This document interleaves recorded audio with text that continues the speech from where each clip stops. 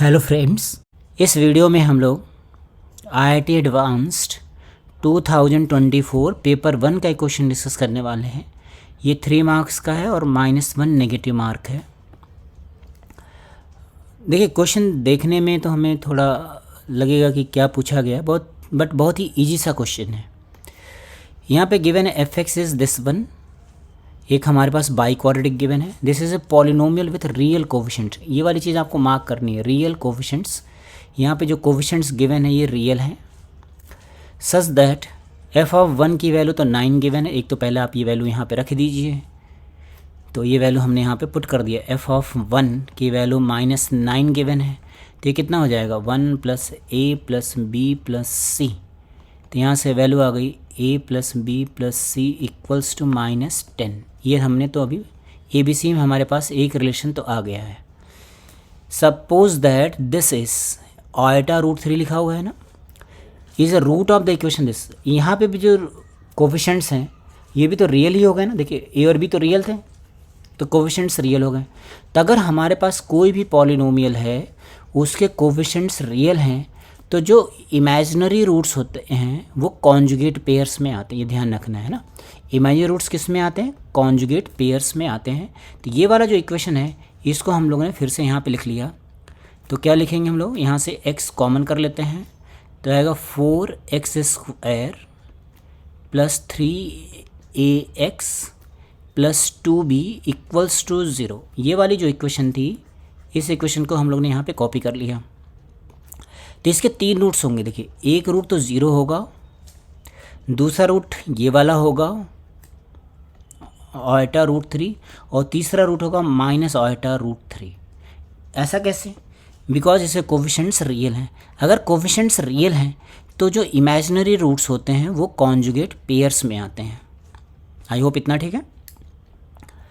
Then अभी हम लोग यहाँ पे क्या लिखेंगे, therefore 4x² + 3ax + 2b = 0 has roots (√3) and -(√3). ये इसके रूट्स हो गए।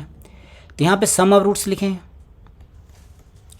सम ऑफ द रूट्स कितना हो गया 0, और ये कितना हो जाएगा -3a/4।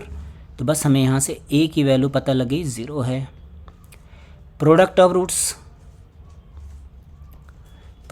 कितना हो जाएगा 2b/4, और इन दोनों को मल्टीप्लाई कर दिया तो कितना आ जाएगा 3। देखिए, (2) कितना हो जाता है -1, और √3 3 हो गया। तो यहाँ से b की वैल्यू कितनी हो गई 6। तो हमारे पास यहाँ से c की वैल्यू आ गई। c कितना आ गया फ्रेंड्स, ये तो 0 है, ये 6 है, तो -16 हो गया। ये भी आ गया हमारे पास। तो ये हमारे पास f(x) = 0 के रूट्स दे रखा है। f(x) = 0 के रूट्स ज़रा लिखें। देखिए, f(x) = 0 कितना है x⁴। a की वैल्यू तो 0 हो गई, b कितना हो गया 6, x² -16 = 0 हैज़ रूट्स। इसके 4 रूट्स हैं, α1, α2, α3, α4। तो आपको क्या देखना है कि क्वेश्चन, ये जो बाई क्वाड्रेटिक है ये बिल्कुल भी टफ नहीं है, क्योंकि ये x² में लिखी हुई है ना। तो ये तो क्वाड्रेटिक ही है।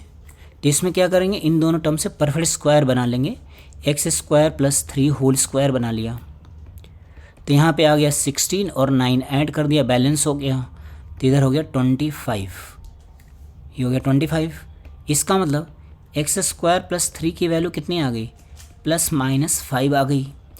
तो यहाँ से x² की वैल्यू कितनी आ गई, एक तो आ जाएगी 2 और दूसरी आ जाएगी -8। मतलब इसके जो रूट्स हो गए हैं, रूट्स क्या हो गए, ये हो गया +-√2 और +-2√2। तो ये इसके 4 रूट्स हो गए। यही α1, α2, α3, α4 की वैल्यूज़ हो गई। तो इसका मतलब α1 अगर हमारे पास √2 है तो α2 हो जाएगा -√2, α3 हो गया (2√2), α4 हो गया -(2√2). बस इन्हीं सबको क्या करना है, स्क्वायर करके ऐड कर देना है फिर, लेकिन इनका मॉड लेकर के, मैग्नीट्यूड लेना है हमें।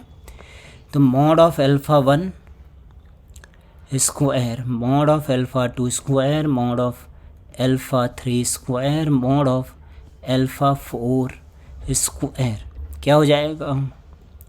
तो हो जाएगा 2 + 2, इसका मॉड लिखेंगे तो 2√2 मतलब 8, ये भी हो गया 8, 16 + 4 20, यही आंसर हो गया फ्रेंड।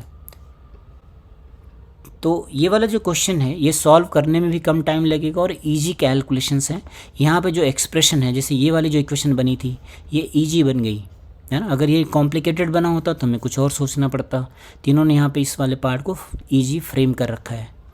आई होप आपको समझ आया होगा फ्रेंड्स। Okay, thank you.